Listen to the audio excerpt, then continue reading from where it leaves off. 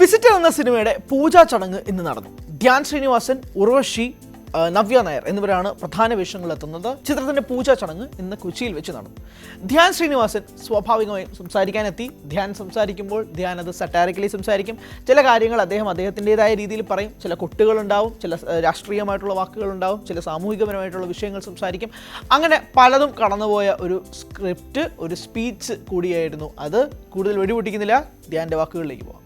ഈ സിനിമയെക്കുറിച്ച് പറയുമ്പോൾ എനിക്ക് ഏറ്റവും പ്രിയപ്പെട്ട രണ്ടാൾക്കാരാണ് രാഹുലും നീതുവും. രാഹുലാണ് ഇതിന്റെ സംവിധായകൻ, നീതു ഇതിന്റെ റൈറ്ററാണ്. കുറെ വർഷങ്ങളായിട്ട് എൻ്റെ കൂടെ ഉള്ള ആൾക്കാരാണ്. നമ്മൾ പല സിനിമകളും ചർച്ച ചെയ്യുകയും എൻ്റെ പല സിനിമകളിലും ഞാൻ ചെയ്യാനിരിക്കുന്ന പല സിനിമകളിലും എൻ്റെ എഴുത്തിലൊക്കെ സഹായിച്ച ആളാണ് നീതു. അപ്പോൾ വർഷങ്ങളായിട്ടുള്ള ബന്ധമാണ്. ഒരു സഹോദരനെ പോലെയാണ് രാഹുലും. നീതു ആയിക്കോട്ടെ ഒരു സഹോദരിയെ പോലെയാണ്. അപ്പോൾ അവരുടെ ആദ്യത്തെ സിനിമ എന്ന് പറയുമ്പോൾ എനിക്ക് വളരെ വളരെ വളരെ പ്രിയപ്പെട്ടതാണ്. ഒപ്പം ഇതിൽ അഭിനയിക്കുന്നത് ഈ മോഷൻ പോസ്റ്ററിലൂടെ മനസ്സിലാക്കണം, ഒരു ഹൊറർ ജോണറിൽ പെടുന്നൊരു സിനിമയാണ്. അപ്പം ഹീറോ ഒന്നുമല്ല, പക്ഷേ ഉർവശി ചേച്ചിയും നവ്യയുടെയും കൂടെ ഒരു ചെറിയ വേഷം ഇതിൽ ചെയ്യുന്നു എന്നുള്ളതാണ് ഇതിലെ പ്രധാന കാര്യം. നവ്യ ആണ് ആക്ച്വലി ഇതിനെ ലീഡ് ചെയ്യുന്നത്. അപ്പോൾ നവ്യയിലേക്ക് വരാം. അതൊക്കെ ഇതൊരു മൊമെന്റാണ് എൻ്റെ ജീവിതത്തിലെ.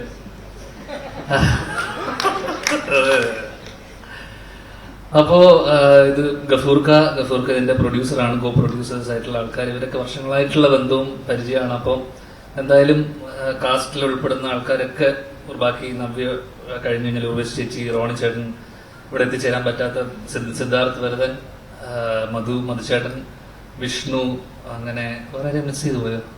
ഇല്ല, ഇത്രയും ആൾക്കാര് അത്യാവശ്യം തിരക്കില്ലാത്തൊരു കാസ്റ്റും ക്രൂ ആണ്. ടെക്നീഷ്യന്മാരൊക്കെ എനിക്ക് പരിചയം കുറച്ചുപേര്. ക്യാമറമാനൊക്കെ ചെന്നൈയിൽ നിന്നല്ലേ. അപ്പോ മ്യൂസിക് അരുൺ ഇല്ലേ? അരുൺ ആണ് ഇതിന്റെ മ്യൂസിക്. അപ്പോ എന്തായാലും തിരക്കേടില്ലാത്തൊരു സിനിമയായിരിക്കും എന്ന് വിചാരിക്കുന്നു. എടുത്തു പറയേണ്ട കുറച്ച് ആൾക്കാരുണ്ട്. ഈ നമ്മൾ ക്ഷണിച്ചിട്ട് വന്ന കുറച്ച് ആൾക്കാരുണ്ട്. അതില് അവരോടുള്ള നന്ദി പറച്ചിലാണ് ഇനി അടുത്തുള്ളത്.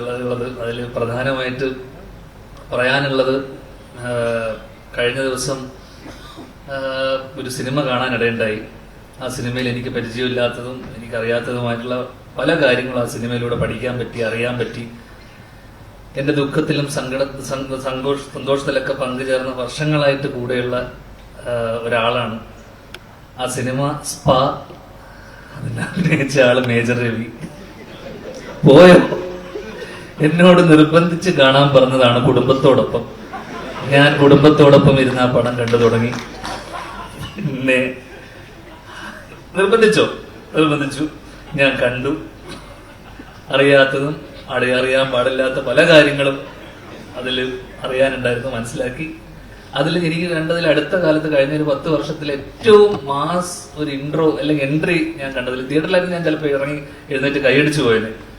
ഇവിടെ മൈനേഴ്സിന് ഇതില്ല എന്ന് പറയുമ്പോൾ ഒരു വെടിശബ്ദത്തോടുകൂടി മേജർ അങ്കിളുടെ ഒരു എൻട്രി ഉണ്ടായിരുന്നു. അത് ഗംഭീരം എന്നല്ലാതെ എനിക്ക് അതിനപ്പുറമില്ല. നിർബന്ധിച്ച് കാണിപ്പിച്ചുകൊണ്ട് ഞാൻ ഇത് പറഞ്ഞേ പറ്റൂ. Thank you for coming. അടുത്തതായിട്ട് പടം കണ്ടല്ലേ? പടം കണ്ടു. ഒരു ഹാപ്പി സന്തോഷമുണ്ട് അവിടെ. ഹാപ്പി എൻഡിങ്, ഒരു സന്തോഷം. പടം കണ്ടു. സ്റ്റീവൻ പടം കണ്ടു. വിസിറ്റർ ഗംഭീരമായി മാറട്ടെ എന്നതും ആത്മാർത്ഥമായിട്ട് ആഗ്രഹിക്കുന്നു. അതോടൊപ്പം തന്നെ അമ്മ സംഘടനയുമായി ബന്ധപ്പെട്ട് ചെറിയ കൊട്ടുകളും കൂടി ധ്യാൻ അവിടെ കൊടുത്തിട്ടുണ്ട്. ധ്യാൻ്റെ പേര് ഉൾപ്പെടെ വരും, അഡ്ഹോക് കമ്മിറ്റിയിലൊക്കെ വരുമെന്നൊക്കെ പ്രതീക്ഷിച്ചിരുന്നതാണ്. പക്ഷേ അങ്ങനെയൊന്നും സംഭവിക്കാതെ ധ്യാൻ നൈസായിട്ട് അതിൽ നിന്നും സ്കൂട്ടായി എന്ന് വേണം ഈ വാക്കുകളിൽ നിന്നും മനസ്സിലാക്കാൻ.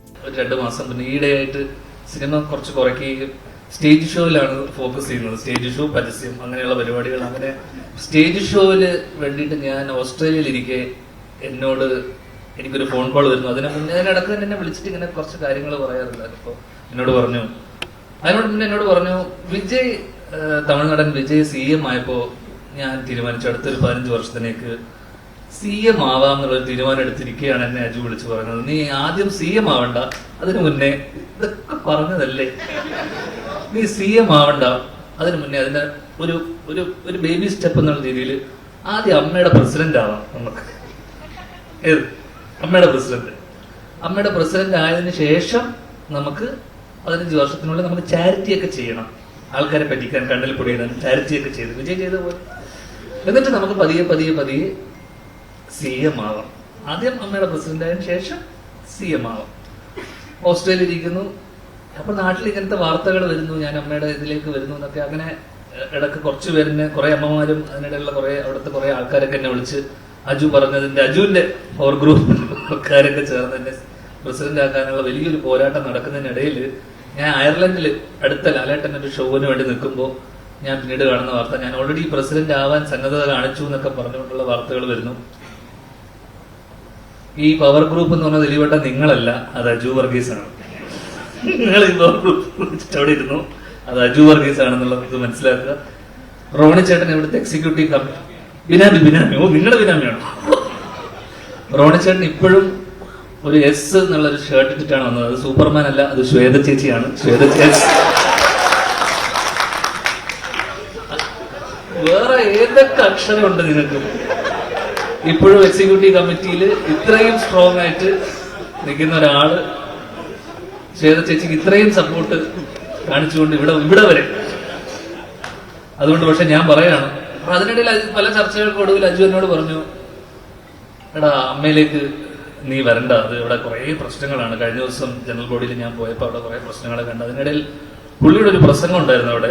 ആ പ്രസംഗത്തിനെ കുറിച്ച് പുള്ളി എന്റെ അടുത്ത് വളരെ വാദവരാതെ, എന്റെ പ്രസംഗം വളരെ ഗംഭീരമായിരുന്നു എന്ന് പറയുകയും അതിനെക്കുറിച്ച് പലരും അഭിപ്രായം പറഞ്ഞ വോയിസ് നോട്ടുകൾ എനിക്ക് അയക്കുകയും ഈ ജനറൽ ബോഡിയിൽ അദ്ദേഹം സംസാരിച്ച കാര്യങ്ങളെ വളരെ ശക്തമായ ഇംഗ്ലീഷിലുള്ള ഒരു പ്രസംഗമായിരുന്നു, അത് പറ്റിയിട്ടുള്ള വോയിസ് നോട്ടുകൾ എനിക്ക് അയക്കുകയും ചെയ്തുകൊണ്ട് എന്നോട് പറഞ്ഞു, നീ പ്രസിഡന്റ് ആവണ്ട, ഇനി അത് വേണ്ട, CM ആവണ്ട, ഗവർണർ ആവാം. ഗവർണറിന് വലിയ പണിയൊന്നുമില്ല. ഇതറിഞ്ഞ ഗവർണർ കഴിഞ്ഞ ദിവസം ഒരു ഇന്റർവ്യൂവിന്റെ ഇല്ല വിവരക്കേടിനെ അറസ്റ്റ് ചെയ്യാനുള്ള വകുപ്പില്ല. ആ വകുപ്പില്ല, ഒരിക്കലും അറസ്റ്റ് ചെയ്യില്ല. നമ്മൾ അറസ്റ്റ് ചെയ്ത് അപ്പൊ തന്നെ ഇറക്കിക്കൊണ്ടിരും. ഇല്ല, ദിലീപേട്ടൻ നമ്മൾ ഇറക്കും.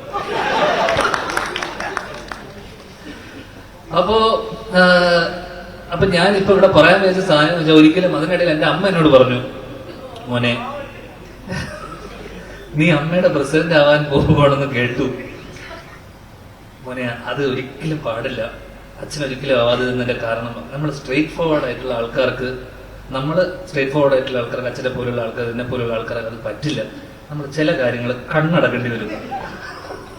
എനിക്കത് മനസ്സിലായില്ല. പക്ഷെ CM ആയി എവിടെയും ഒതുങ്ങിക്കൂടാതിരുന്ന് ആഗ്രഹിച്ച എന്നെ അമ്മയുടെ പ്രസിഡന്റ് ആക്കി തീരൂ എന്നടങ്ങിയ വാശിയുള്ള എന്റെ മെന്ററിനെ ഈ വേദിയിലേക്ക് ഞാൻ വീണ്ടും സ്വാഗതം ചെയ്യുന്നു. അതോടൊപ്പം തന്നെ ഒരിക്കലും ആവാൻ പാടില്ലാത്ത, ഞാൻ ആഗ്രഹിക്കാത്ത അമ്മയുടെ പ്രസിഡന്റ് സ്ഥാനം ഞാൻ ഇവിടെ രാജിവെച്ചു.